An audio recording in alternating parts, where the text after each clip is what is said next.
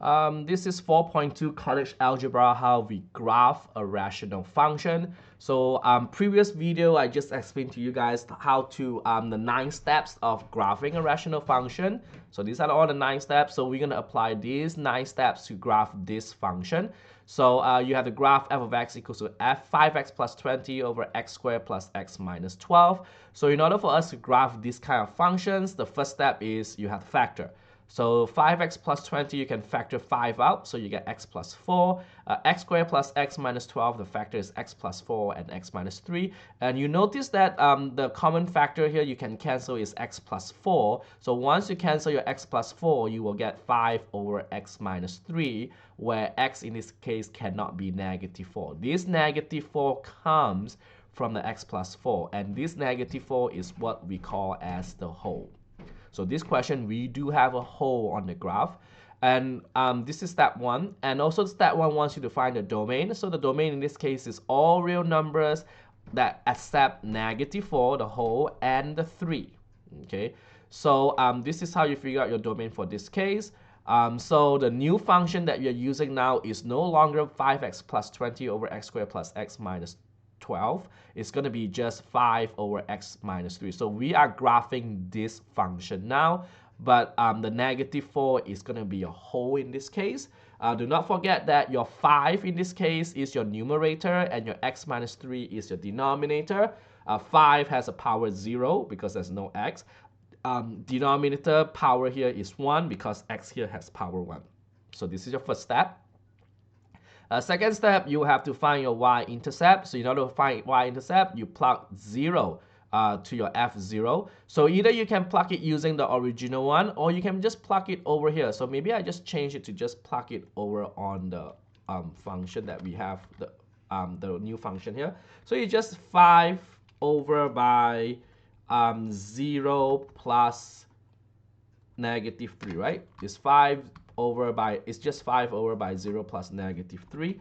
So you notice that I just plug 0 inside here, and you will still get 5 over negative 3, and which is negative 1.667. So again, your y-intercept must be in coordinates, so it's 0, negative 5 over 3. So that means that when you do the graph, this is what happens to your graph. Your graph will be intercept at here, where your y-intercept will be at 0, negative 5 over 3. So it has to be intercept on this case.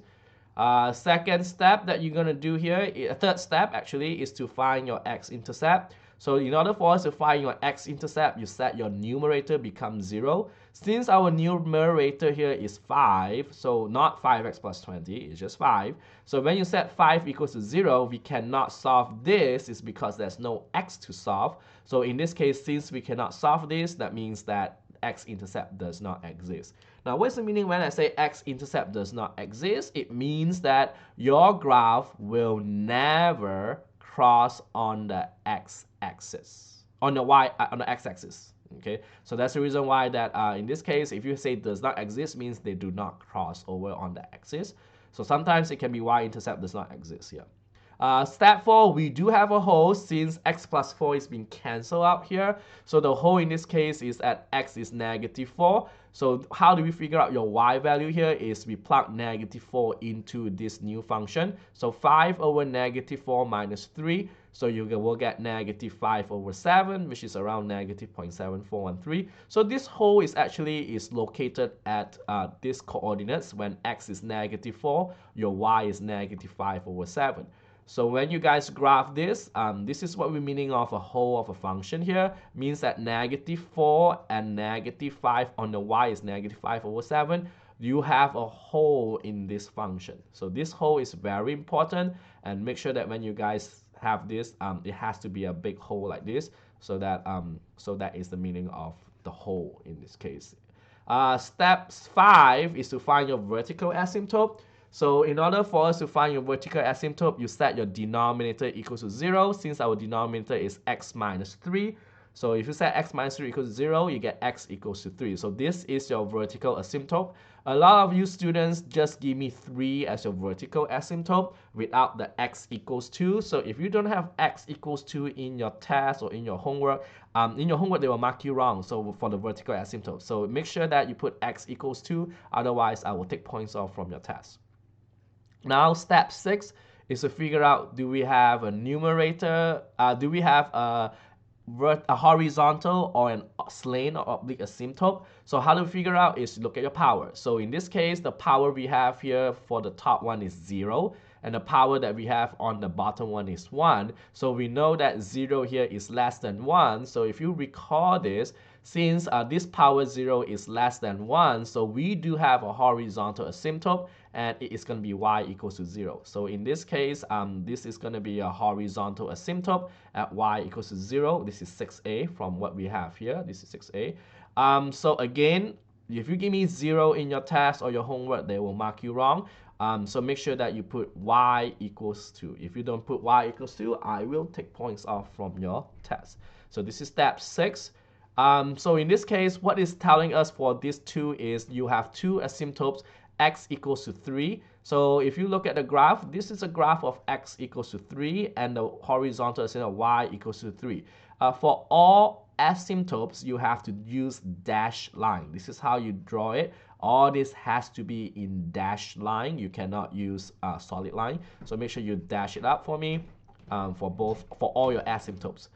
Step 7 is we want to figure out if your graph crosses on your horizontal asymptote. And how do we figure out is you take your original equation or the new function that we have, which is 5 over by x minus 3, and you make it equals to your horizontal asymptote. In this case, is 0.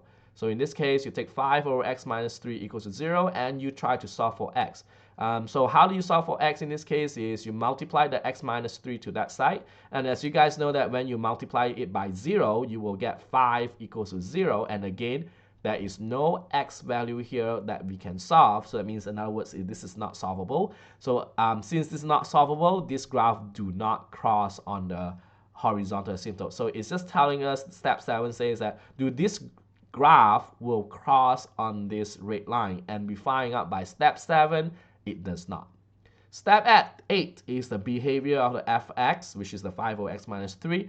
So since the vertical asymptote is 3, x equals to 3 here, so we want to figure out at 3, when x equals to 3, what happens to your y value? What happens to fx? Does it go to infinity? Does it go to negative infinity?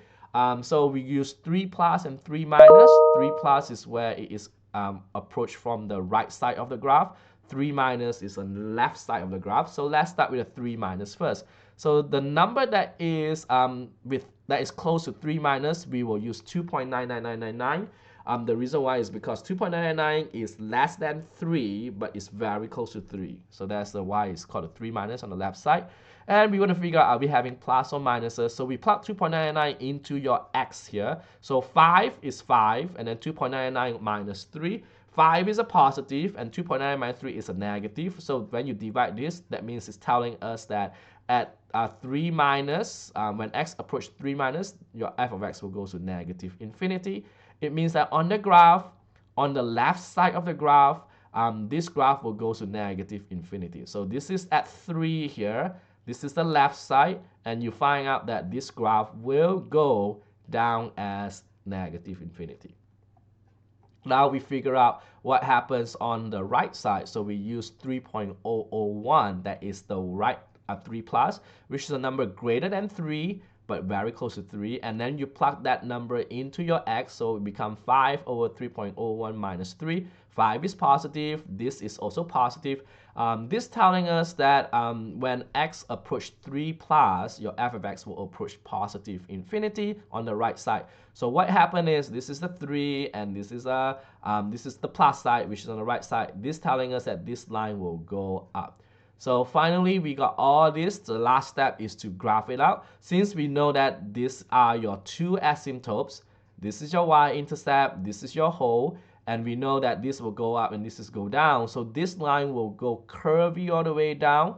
And because we know that they will not touch us or will not cross by step 7, so this will go parallel to your horizontal asymptote, and this will go parallel to your vertical asymptote. And here you got the same thing right down here. So this will be parallel to your vertical asymptote at 3, and this will go parallel to your horizontal asymptote y equals to 0. And again, your yellow line is your answer.